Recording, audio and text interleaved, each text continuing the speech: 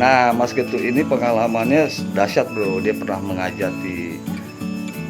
musik di kedutaan besar di Spanyol di Madrid. Juga dia pernah juga mengajar di Hong Kong. Oke, nanti coba kita tanya pengalaman di beliau. Dan sekarang beliau ada bekerja sebagai PNS di Kementerian Pendidikan dan Kebudayaan di Kemendikbud. Nah, bagiannya apa nanti kita minta penjelasan dari beliau. Saksikan terus Ngobarman Ngobrol Bareng Seniman.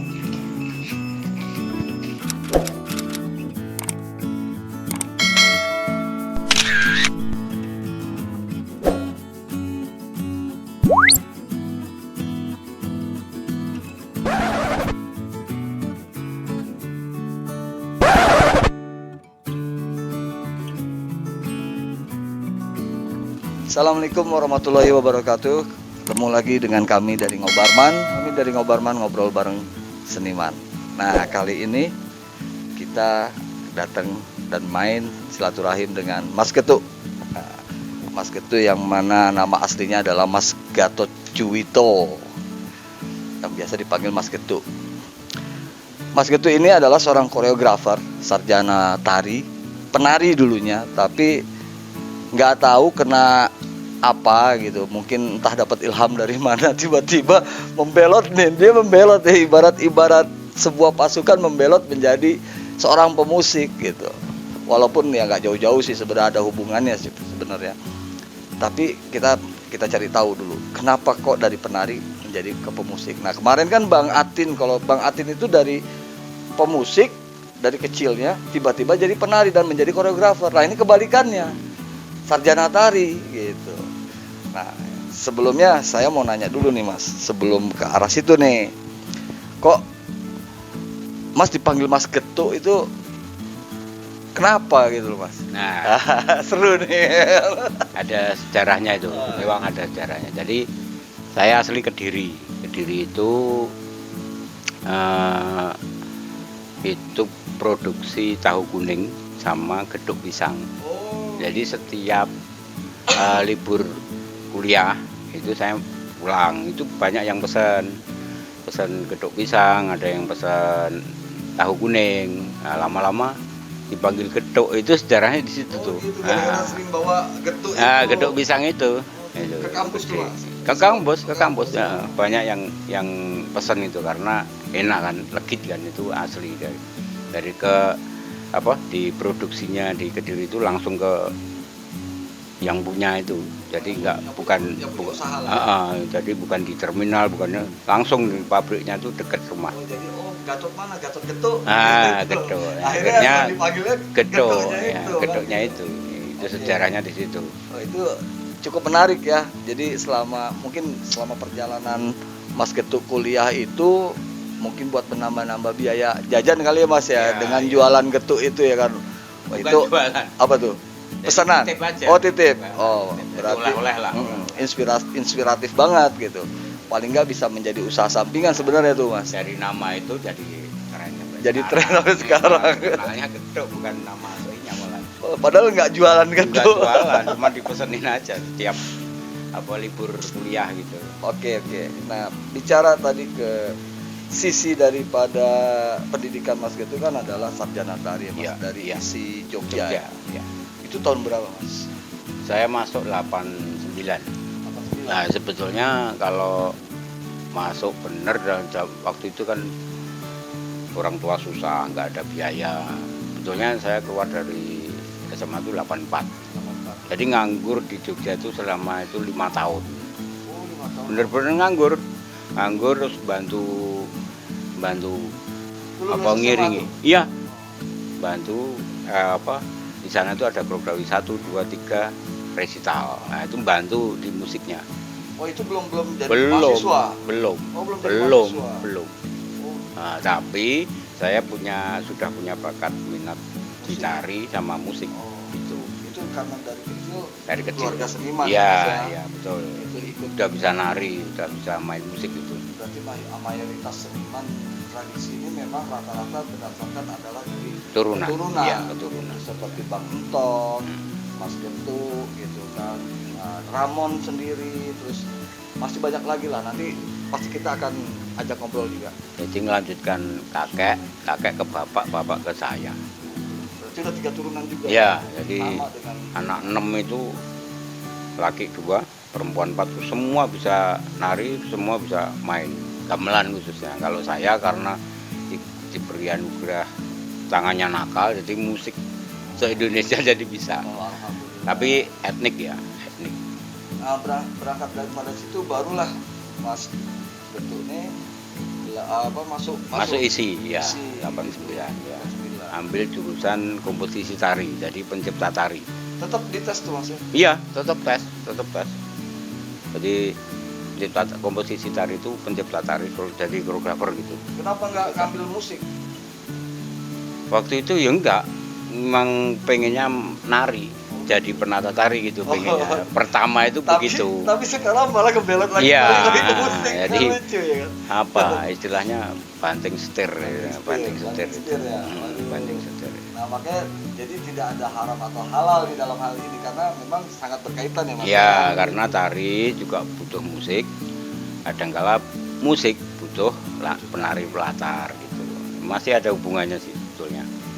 Jadi apa namanya mungkin pengalaman apa yang Mas Getuk dapat, apa namanya prestasi apa yang Mas dapat selama ini sejak selesai daripada kuliah itu sendiri.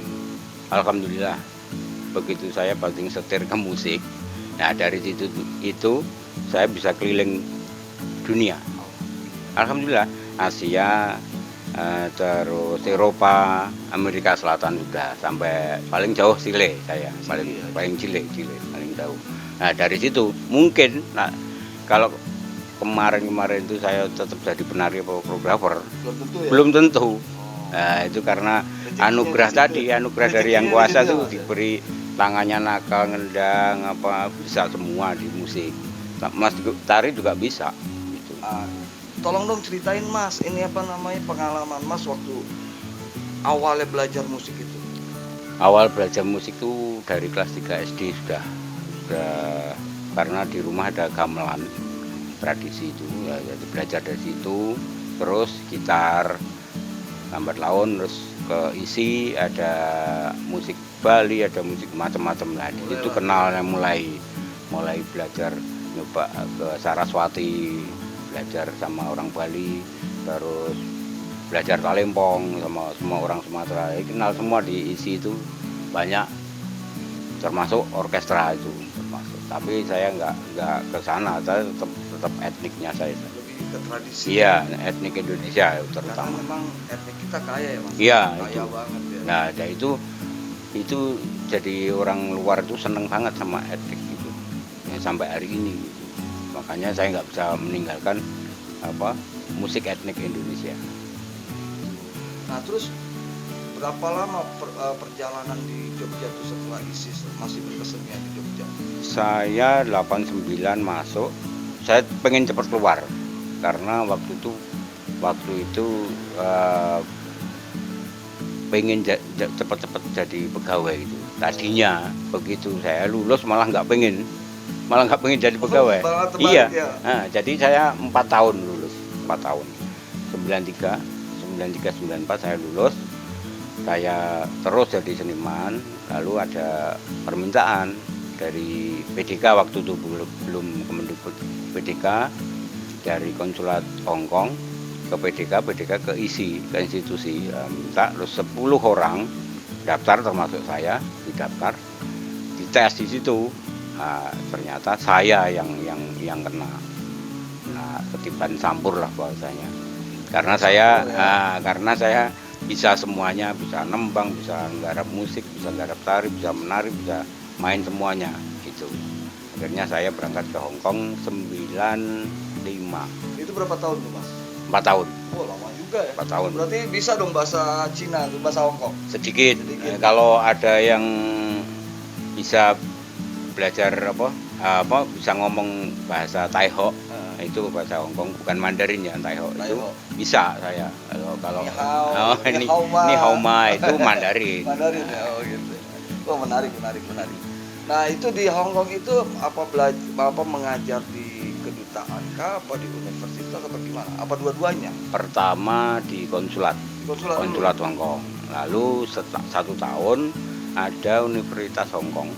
Universitas Hongkong itu nomor 1 di sana, Hongkong Tai Ho namanya. Universitas Hongkong itu pengen membuat jurusan seni musik. Nah, di situ namanya guru besarnya tuh namanya Mora Manolit, orang dari Australia. Ketemu saya di konsulat, ngobrol, dia bisa bahasa Indonesia lancar. Akhirnya dia pinjem gamelan di konsulat. Tak pinjemin, sekaligus saya diminta ngajar di sana. Jadi ngajarnya tuh seminggu 2 kali, hari Selasa sama Kamis. Berarti menjadi dosen luar biasa ya, Mas? Ya, Jatuhnya ya. dosen terbang. Ya, dosen terbang. Jadi murid saya tuh perempuan semua, itu macam-macam negara di sana. Nah itu mengajarnya pakai bahasa Hongkong apa bahasa Indonesia apa Bahasa Inggris. Oh, bahasa Inggris. Oh, waktu itu saya pintar bahasa Inggrisnya. Oh, saat Iya, itu ya? Iya, Saat saat itu. itu. Sekarang kembali ke sini dari Lupa bahasa ya? Jawa lagi. Lupa. Menarik deh. Karena nggak ada yang diajak ngomong bahasa Iya, Inggris. bener, Ya. jadi lupa. Kalau ini tadi wawancaranya bahasa Inggris, saya jawabnya bahasa Inggris Bisa, langsung. nah, Itu. itu ngeri loh Mas Itu. Getu nih. Apa I- bisa langsung spontan. Nah, Pak, itu kelebihan saya di situ Kelebihan. tuh. Wah, Bukan menarik. keanehan ya, Bukan, kelebihan. Iya. menarik. Jadi kalau ada orang Hongkong datang ke sini, dia ngomong bahasa Hongkong, saya bisa jawab. Oh gitu. Nah, jadi yang datang ini orang Indonesia semua, jadi aku bahasa Indonesia. Oh, menarik, Itu. Nah, yang ini kita singkat ya. Kalau misalkan terlalu banyak kita gali juga di awal ini Ya, akan durasi terlalu panjang, nanti juga pendengar bosan juga ya kan. Kita singkat cerita lah. Nanti Ya. kalau misalkan mau yang panjang kita berikutnya lagi kita Ya, bikin ya, ya kan. ya. Jadi bagaimana sejarahnya Mas Getut tiba-tiba kok sekarang kan di Jakarta nih, tadi di Jogja berkesenian di sana, tiba-tiba di Jakarta. Terus sekarang selain berkesenian pun sebagai ASN di Kemendikbud. Iya, Nah, betul. itu bagian apa tuh Mas? Saya dulu di Direktorat Kesenian, Kesenian. sekarang sudah dibubarkan, dihapuskan. Sekarang di Pokja Pelindungan, Oh, Pokja. Subdit Pelindungan. Sudit ya. Ya, melindungi jadi Sudit melindungi. suku dinas bukan? Bukan, Apa tuh jadi? Direktorat Oh, direktur. Pelindungan. Oh, Di pelindungan Direktorat itu Pelindungan. membawahi Tetap di bawah kebudayaan. bidangnya apa aja tuh Mas? Jadi saya sekarang inventarisasi data. Oh. Jadi hubungannya dengan kesenian ya saya WBTP. Jadi warisan budaya tak benda tadi. Oh, gitu. Termasuk batik, termasuk keris, termasuk tarian, termasuk macam-macam. termasuk kuliner segala. Iya, Wah, termasuk itu. berarti buat- Melindungi dan Ya, mungkin menginventarisir. gini kali Mas, ya buat teman-teman di rumah kalau apabila mungkin ada entah kuliner atau entah pembatik atau siapa yang memang belum terdata mungkin Bisa diusulkan. bisa Iya, diusulkan iya. gitu. Betul, Atau betul. misalkan teman-teman di rumah punya kenalan atau punya kakek atau keluarga yang memang dia adalah pencipta tari apa yang Iya. punya gimana, bisa diusulkan bahwa ini loh yang penciptanya si Anu loh, Iya. dengan bukti-bukti yang Iya. otentik tentunya. Iya, betul. Benar betul, ya? betul. Seperti itu. Jadi Kemendikbud juga memberikan kesempatan untuk para pemirsa di rumah, bagi siapa yang mengusulkan seseorang yang mempunyai sejarah Ya, tentang bisa. kuliner kah, dari krianya kah, tari atau musik, silakan hubungi Mas Getut karena itu memang bagian Mas Getut dalam perlindungan situs budaya dan warisan tak benda. Ya, Benar ya? betul. Gitu. Nah itu kira-kira bisa nggak sih Mas ngasih bocoran gitu buat kita program-program Kemendikbud yang bisa dimanfaatkan oleh seniman tradisi khususnya. Ya, betul. Gitu. Ini karena ada COVID-19 ini, jadi diusahakan seniman ini jangan berkecil hati, justru kreativitas di rumah. Jadi nanti didabarkan itu nanti ada live streaming virtual. Virtual itu sekarang lagi merajalela, bagus itu program bagus. Jadi nonton di rumah, kreatif di rumah semua nanti lewat nanti didaftarkan di Kemendikbud. Jadi budaya saya itu. Nah, efeknya buat seniman apa Mas? Ya Secara materi, secara materi lah. nah itu nanti kalau didaftarkan di Kemendikbud mungkin ada penjelasannya di situ. Saya kurang paham. Ada juknisnya. Iya, ada juknisnya. juknisnya. Berikut juga dengan keterangan-keterangannya ya. Oke. Kalau dulu ada masih Direktorat Kesenian, bisa di seni pertunjukan, bisa di program, bisa di mana aja. Itu. Nah, jadi buat teman-teman nih, khususnya seniman tradisi, jangan berkecil hati. Iya. Karena Kemendikbud memberikan kesempatan untuk tetap berkarya melalui virtual. Apabila teman-teman sudah membuat karya tersebut, bisa dikirim linknya langsung ke Kemendikbud. Nanti akan ada kurasi berarti Mas? Ya, ada. Akan ada kurasi, bukan artinya mengkurasi bagus atau tidak, tapi otentiknya dari karya kalian ini Dibuktikan dulu. benar gak karya ini betul karya kalian, atau kalian plagiasi dari karya yang lain, kan bisa aja seperti itu. Mungkin kurasinya seperti itu. Nah, nanti tinggal Kemendikbud bagaimana menilainya, itu kewenangan mereka lah, seperti itu. Nah, satu sisi lagi nih Mas yang saya mau tanyakan, mungkin ya harapan Mas Getuk ke depan dalam hal seni budaya Nusantara kita ini bagaimana, terus perkembangannya seperti apa, kira-kira gambarannya bagaimana. Mungkin dari Mas Getuk selaku ASN dan Kemendikbud kan pasti tahulah petanya bagaimana ke depan. Ya, jadi dengan adanya teknologi ini, itu malah justru membantu seniman yang tadinya nggak kelihatan, sekarang mereka berbondong-bondong ya bermunculan tuh kreativitasnya, terus lewat virtual itu jadi iya semuanya.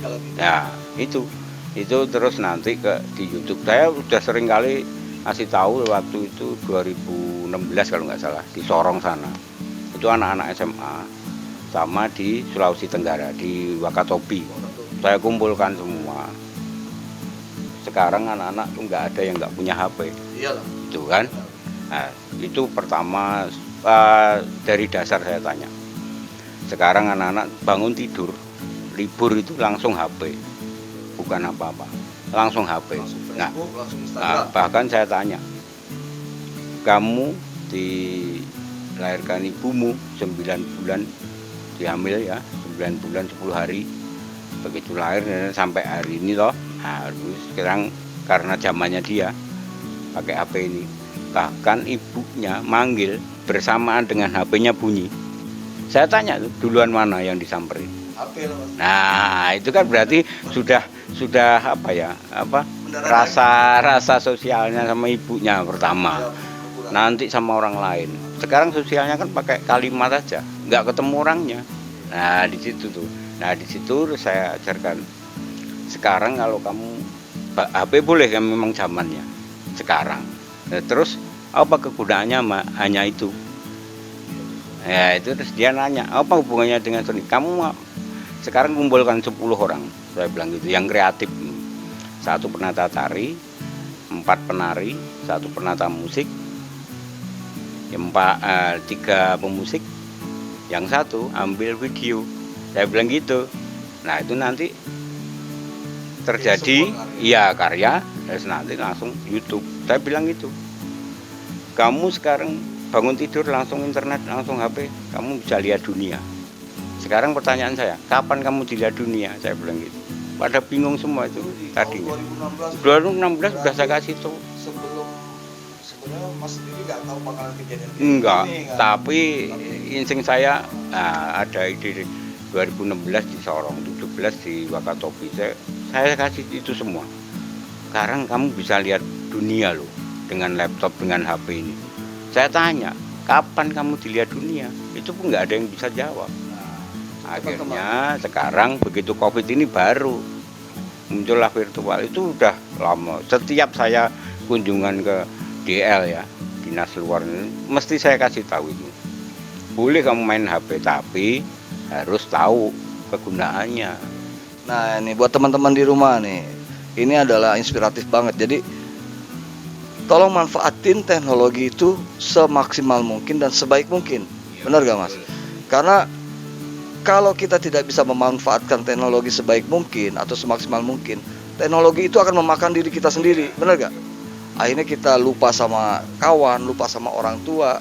Akhirnya ketergantungan yang terlalu mengikat dengan teknologi malah merusak pribadi kita sendiri, gitu, seperti itu. Kalau zaman saya kan lebih cenderung harus ketemu, jadi jelas gitu. Silaturahimnya Iya, jelas, satu silaturahim, kedua tahu ekspresinya mereka ketemu. Kalau HP kan kita nggak bisa tahu ekspresinya dia lagi sedih apa seneng, nggak tahu.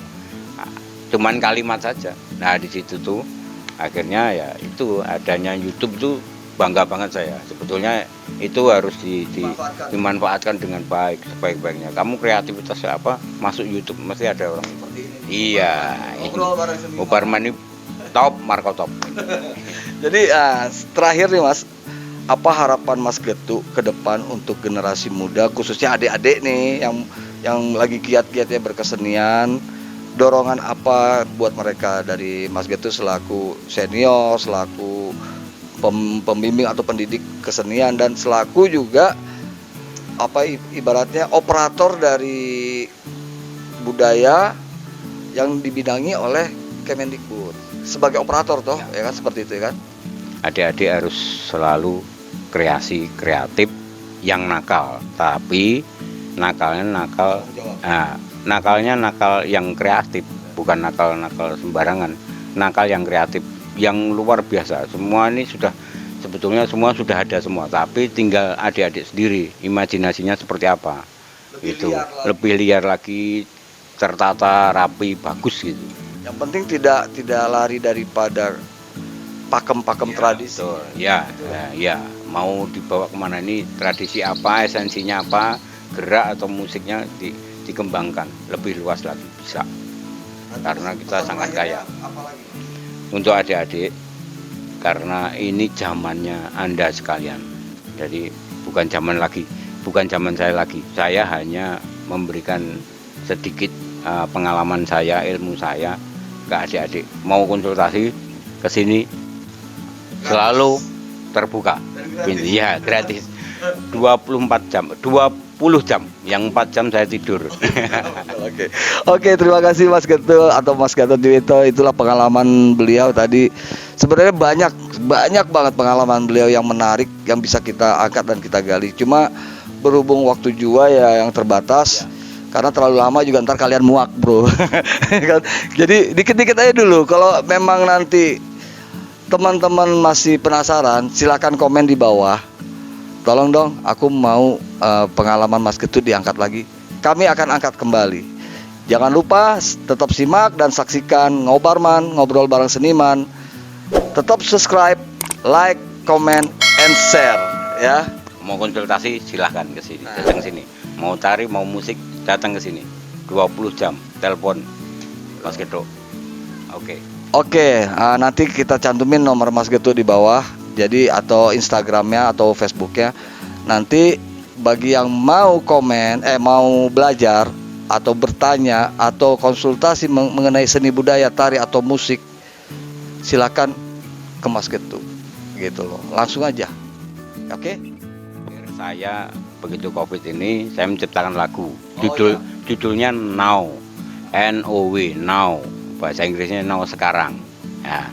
Itu bahasa Jawanya neng omah wae. Ya.